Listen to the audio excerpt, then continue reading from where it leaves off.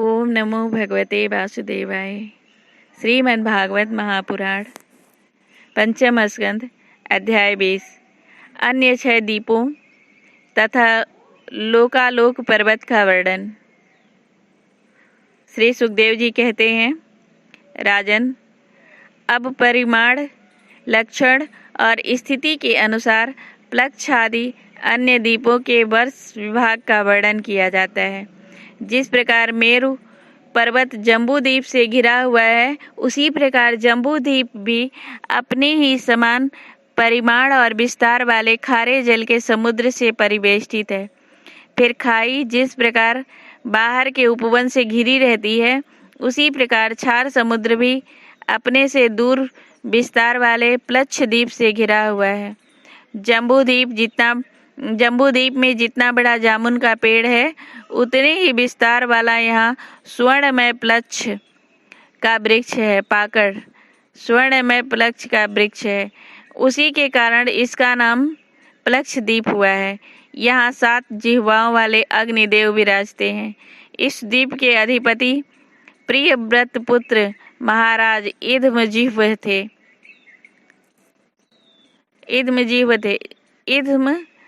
थे। उन्होंने इसको 7 वर्षों में विभक्त किया और उन्हें उन वर्षों के समान ही नाम वाले अपने पुत्रों को सौंप दिया तथा स्वयं आध्यात्म योग का आश्रय लेकर उपरत हो गए। इन वर्षों के नाम शिव, यवस, सुभद्र, शांत, क्षेम, अमृत और अभय है। इनमें भी 7 पर्वत और 7 नदियां ही प्रसिद्ध हैं। वहाँ मणिकूट, वज्रकूट, इंद्रसेन, ज्योतिष्मान, सुपर्ण, हिरण्यष्टिव, मेघमाल ये 7 मर्यादा पर्वत हैं तथा अरुणा, निम्ड़ा, आंगिरसी, सावित्री, सुप्रभाता, ऋतंभरा और सत्यंभरा ये 7 महानदियां हैं। वहाँ हंस, पतंग, ऊर्ध्ववायन और सत्यांग नाम के 4 वर्ण हैं। उक्त नदियों के जल में स्नान करने से इनके रजोगुण तमोगुण क्षीण होते रहते हैं। इनकी आयु 1000 वर्ष की होती है। इनके शरीर में देवताओं की भांति थकावट, पसीना आदि नहीं होता और संतानोत्पत्ति भी उन्हीं के समान होती है। ये त्रयी विद्या के द्वारा तीनों वेदों में वर्णन किए हुए स्वर्ग के द्वारभूत आत्मस्वरूप भगवान सूर्य की उपासना करते हैं। वे कहते हैं कि जो सत्य और ऋत, वेद और शुभाशुभ फल के अधिष्ठाता हैं, उन पुराण पुरुष विष्णु स्वरूप भगवान सूर्य की हम शरण में जाते हैं। प्लक्ष आदि 5 द्वीपों में सभी मनुष्यों को जन्म से ही आयु, इंद्रिय, मनोबल, इंद्रिय बल, शारीरिक बल, बुद्धि और पराक्रम समान रूप से सिद्ध रहते हैं। प्लक्ष द्वीप अपने ही समान विस्तार वाले इक्षुरस के समुद्र से घिरा हुआ है। उसके आगे उससे दुगने परिमाण वाला सालमली द्वीप है, जो उतने ही विस्तार वाले मदिरा के सागर से घिरा है। प्लक्ष द्वीप के पाकर के पेड़ के बराबर उसमें सालमली सेमर का वृक्ष है। कहते हैं यही वृक्ष अपने वेदमय पंखों से भगवान की स्तुति करने वाले पक्षीराज भगवान गरुड़ का निवास स्थान है तथा यही इस द्वीप के नामकरण का भी हेतु है। इस द्वीप के अधिपति प्रियव्रत पुत्र महाराज यज्ञबाहु थे। उन्होंने इसके सुरोचन, सौमनस्य, रमणक, देववर्ष, पारिभद्र, आप्यायन और अभिज्ञात नाम से 7 विभाग किए और इन्हें इन्हीं नाम वाले अपने पुत्रों को सौंप दिया। इनमें भी 7 वर्ष पर्वत और 7 ही नदियां प्रसिद्ध हैं। पर्वतों के नाम स्वरस, सतश्रृंग, वामदेव, कुंद, मुकुंद, पुष्पवर्ष और सहस्रश्रुति है तथा नदियां अनुमति, सिनी वाली, सरस्वती, कुहू, रजनी, नंदा और राका है। इन वर्षों में रहने वाले श्रुतधर, वीर्यधर, वसुंधर और ईशनधर नाम के 4 वर्ण वेदमय आत्मस्वरूप भगवान चंद्रमा की वेद मंत्रों से उपासना करते हैं और कहते हैं, जो कृष्ण पक्ष और शुक्ल पक्ष में अपनी किरणों से विभाग करके देवता, पितर और संपूर्ण प्राणियों को अन्न देते हैं, वे चंद्रदेव हमारे राजा हों, रंजन करने वाले हों। इसी प्रकार मदिरा के समुद्र से आगे उससे दूने परिमाण वाला कुशद्वीप है। पूर्वोक्त द्वीपों के समान यह भी अपने ही समान विस्तार वाले घृत के समुद्र से घिरा हुआ है। इसमें भगवान का रचा हुआ एक कुशों का झाड़ है, उसी से इस द्वीप का नाम निश्चित हुआ है। वह दूसरे अग्निदेव के समान अपनी कोमल शिखाओं की कांति से समस्त दिशाओं को प्रकाशित करता रहता है। राजन, इस द्वीप के अधिपति प्रिय व्रत पुत्र महाराज हिरण्य रेता थे। उन्होंने इसके 7 विभाग करके उनमें से एक एक अपने 7 पुत्र वसु, वसुदान, दृढ़ रुचि, नाभिगुप्त, स्तुत्य व्रत, विविक्त और वामदेव को दे दिया और स्वयं तप करने चले गए। उनकी सीमाओं को निश्चय करने वाले 7 पर्वत और 7 ही नदियां हैं। पर्वतों के नाम चक्र, चतुश्रृंग, कपिल, चित्रकूट, देवानीक, ऊर्ध्वरोमा और द्रविड़ है। नदियों के नाम है रसकुल्या, मधुकुल्या, मित्रवृंदा, श्रुतवृंदा, देवगर्भा, घृतच्युता और मंत्रमाला। इनके जल में स्नान करके कुशद्वीपवासी कुशल, कोविद, अभियुक्त और कुलक वर्ण के पुरुष अग्निस्वरूप भगवान हरि का यज्ञ आदि कर्म कौशल के द्वारा पूजन करते हैं तथा इस प्रकार स्तुत करते हैं। अग्नि, आप परम ब्रह्म को साक्षात हवि पहुँचाने वाले हैं, अतः भगवान के अंगभूत देवताओं के यजन द्वारा आप उन परम पुरुष का ही यजन करें। राजन, फिर घृत समुद्र से आगे उससे द्विगुण परिमाण वाला क्रौंच द्वीप है। जिस प्रकार कुशद्वीप घृत समुद्र से घिरा हुआ है, उसी प्रकार यह अपने ही समान विस्तार वाले दूध के समुद्र से घिरा हुआ है। यहाँ क्रौंच नाम का एक बहुत बड़ा पर्वत है, उसी के कारण इसका नाम क्रौंच द्वीप हुआ है। पूर्व काल में श्री स्वामी कार्तिकेय जी के शस्त्र प्रहार से इसका कटि प्रदेश और लता निकुंज आदि छत विच्छत हो गए थे, किंतु क्षीर समुद्र से सींचा जाकर और वरुण देव से सुरक्षित होकर यह फिर निर्भय हो गया।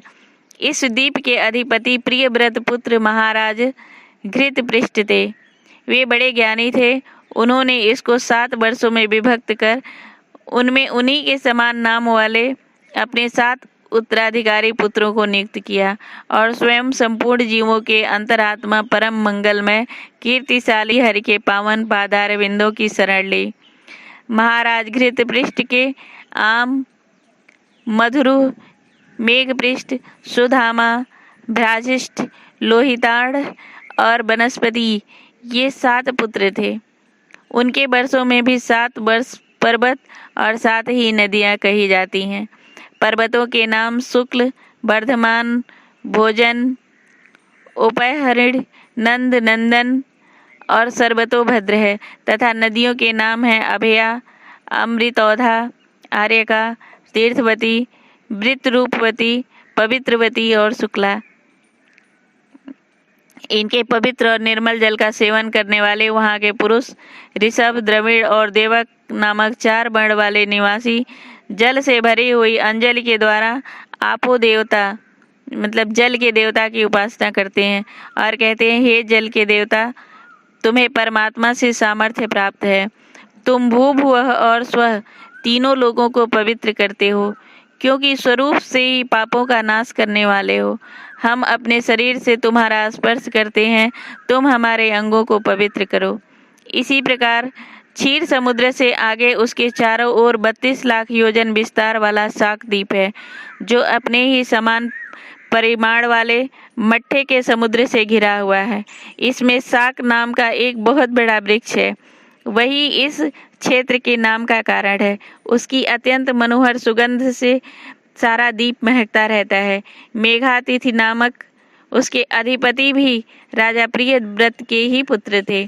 उन्होंने अपने इस द्वीप को 7 वर्षों में विभक्त किया और उसमें उन्हीं के समान नाम वाले अपने पुत्र पुरोजो, मनोजो, पवमान, धूम्रानीक, चित्ररेफ, बहुरूप और विश्वाधार को अधिपति के रूप में नियुक्त कर स्वयं भगवान आनंद में दत्त चित्त होकर तपोवन को चले गए। इन वर्षों में भी 7 मर्यादा पर्वत और 7 नदियां ही हैं। पर्वतों के नाम हैं ईशान, उरुश्रृंग, बलभद्र, सतकेसर, सहस्रस्रोत, देवपाल और महानस है। तथा नदियां अनघा, आयुर्दा, उभयस्पृष्ट, अपराजिता, पंचपदी, सहस्रश्रुति और निजघृति है। उस वर्ष के ऋतव्रत, सत्यव्रत, दानव्रत और अनुव्रत नामक पुरुष प्राणायाम द्वारा अपने रजोगुण तमोगुण को छींटकर महान समाधि के द्वारा वीर पुरुष श्री हरि की आराधना करते हैं और इस प्रकार उनकी स्तुति करते हैं। जो प्राणादि वृत्ति रूप अपनी ध्वजाओं के सहित प्राणियों के भीतर प्रवेश करके उनका पालन करते हैं तथा संपूर्ण दृश्य जगत जिनके अधीन है, वे साक्षात अंतर्यामी वायु भगवान हमारी रक्षा करें। इसी तरह मट्ठे के समुद्र से आगे उसके चारों ओर उससे दुगने विस्तार वाला पुष्कर द्वीप है। वह चारों ओर से अपने ही समान विस्तार वाले मीठे जल के समुद्र से घिरा है। वहाँ अग्नि की शिखा के समान देदीप्यमान लाखों स्वर्ण में पंखुड़ियों वाला एक बहुत बड़ा पुष्कर कमल है, जो ब्रह्मा जी का आसन माना जाता है। उस द्वीप के बीचों बीच उसके पूर्वी और पश्चिमीय भागों की मर्यादा निश्चित करने वाला मानसोत्तर नाम का एक ही पर्वत है। यह 10,000 योजन ऊंचा और उतना ही लंबा है। इसके ऊपर चारों दिशाओं में इंद्र आदि लोकपालों की 4 पुरियां हैं। इन पर मेरु पर्वत के चारों ओर घूमने वाले सूर्य के रथ का संवत्सर रूप पहिया देवताओं के दिन और रात अर्थात उत्तरायण और दक्षिणायन के क्रम से सर्वदा घूमा करता है। यह उस द्वीप का अधिपति प्रियव्रत पुत्र बीतिहोत्र भी अपने पुत्र रमणक और धातकी को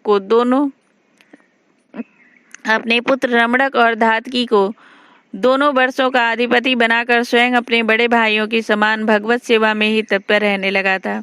वहाँ के निवासी ब्रह्म रूप भगवान हरि की ब्रह्मसालोक्यादि की प्राप्ति कराने वाले कर्मों से आराधना करते हुए इस प्रकार स्तुति करते हैं। जो साक्षात कर्म फल रूप हैं और एक परमेश्वर में ही जिनकी पूर्ण स्थिति है तथा जिनकी सब लोग पूजा करते हैं, ब्रह्म ज्ञान के साधन रूप उस अद्वितीय और शांत स्वरूप ब्रह्म मूर्ति भगवान को मेरा नमस्कार है। श्री सुखदेव जी कहते हैं, राजन, इसके आगे लोकालोक नाम का पर्वत है। यह पृथ्वी के सब ओर सूर्य आदि के द्वारा प्रकाशित और अप्रकाशित प्रदेशों के बीच में उनका विभाग करने के लिए स्थित है। मेरु से लेकर मानसोत्तर पर्वत तक जितना अंतर है, उतनी ही भूमि शुद्धोदक समुद्र के उस ओर है। उसके आगे सुवर्णमयी भूमि है जो दर्पण के समान स्वच्छ है। इसमें गिरी हुई कोई वस्तु फिर नहीं मिलती, इसलिए वहाँ देवताओं के अतिरिक्त और कोई प्राणी नहीं रहता। लोकालोक पर्वत सूर्य आदि से प्रकाशित और अप्रकाशित भूभागों के बीच में है, इससे इसका यह नाम पड़ा है। इसे परमात्मा ने त्रिलोकी के बाहर उसके चारों ओर सीमा के रूप में स्थापित किया है। यह इतना ऊंचा और लंबा है कि इसके एक ओर से तीनों लोकों को प्रकाशित करने वाली सूर्य से लेकर ध्रुव पर्यंत समस्त ज्योतिर्मंडल की किरणें दूसरी ओर नहीं जा सकती। विद्वानों ने प्रमाण, लक्षण और स्थिति के अनुसार संपूर्ण लोकों का इतना ही विस्तार बतलाया है। यह समस्त भूगोल 50 करोड़ योजन है। इसका चौथाई भाग अर्थात 12.5 करोड़ योजन विस्तार वाला यह लोकालोक पर्वत है। इसके ऊपर चारों दिशाओं में समस्त संसार के गुरु स्वयंभू श्री ब्रह्मा जी ने संपूर्ण लोकों की स्थिति के लिए ऋषभ, पुष्करचूड़, वामन और अपराजित नाम के 4 गजराज नियुक्त किए हैं। इन दिग्गजों की और अपने अंश स्वरूप इंद्र आदि लोकपालों की विविध शक्तियों की वृद्धि तथा समस्त लोगों के कल्याण के लिए परम ऐश्वर्य की अधिपति सर्वांतर्यामी परम पुरुष श्री हरि अपने विश्वक्सेन आदि पार्षदों के सहित इस पर्वत पर सब ओर विराजते हैं। वे अपने विशुद्ध सत्व श्री विग्रह को, जो धर्म, ज्ञान, वैराग्य और ऐश्वर्य आदि 8 महासिद्धियों से संपन्न है, धारण किए हुए हैं। उनके चरण कमलों में शंख चक्र आदि आयुध सुशोभित है। इस प्रकार अपनी योग माया से रचे हुए विविध लोकों की व्यवस्था को सुरक्षित रखने के लिए वे इसी लीलामय रूप से कल्प के अंत तक वहाँ सब ओर रहते हैं। लोकालोक के अंतर्वर्ती भूभाग का जितना विस्तार है, उसी से उसके दूसरी ओर के अलोक प्रदेश के परिणाम उसी से उसके दूसरे ओर के अलोक प्रदेश के परिमाण की व्याख्या समझ लेनी चाहिए। उसके आगे तो केवल योगेश्वरों की ही ठीक ठीक गति हो सकती है। राजन, स्वर्ग और पृथ्वी के बीच जो ब्रह्मांड का केंद्र है, वही सूर्य की स्थिति है। सूर्य और ब्रह्मांड गोलक के बीच में सब ओर से 25 करोड़ योजन का अंतर है। सूर्य इस मृत अर्थात मरे हुए अचेतन अंड में बैराज रूप से विराजते हैं। इसी से इनका नाम मार्तंड हुआ है।